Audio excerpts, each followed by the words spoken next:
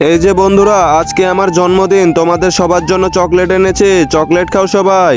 কি মজা, এতগুলো চকলেট, আমরা চকলেট খাবো। হ্যাপি বার্থডে তোমাকে চম্পা। আরে চকলেট তো খাচ্ছে, কিন্তু ম্যাডাম যদি জানা পায় আমরা ক্লাসরুমে চকলেট খাচ্ছি তখন কি হবে আমাদের? এই যে বাচ্চারা, এই স্কুলে কি চকলেট খাওয়ার জায়গা নাকি? চকলেট খাবা না খা, কিন্তু মার তো খেতে হবে। এই যে খা মার। আরো চকলেট খাবি? তুইও খা তাহলে চকলেট। আরে বাহ, এই চকলেটটা তো আসলে অনেক মজার। এই যে ম্যাডাম, এরা তো সবাই চকলেট খাচ্ছে ক্লাসরুমে, আপনি কিছু বলছেন না দেখি? কি বললে?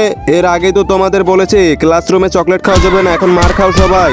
আমি থাকতে কখনো স্কুলে চকলেট খাওয়া হবে না তোদের। এই যে এখন চকলেট খা। এই যে ম্যাডাম, চম্পাও তো চকলেট এনেছে, ওকে মারছেন না কেন?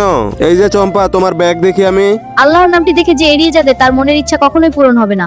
তাই আল্লাহর এই নামটির জন্য একটি লাইক এবং সাবস্ক্রাইব করে যাও।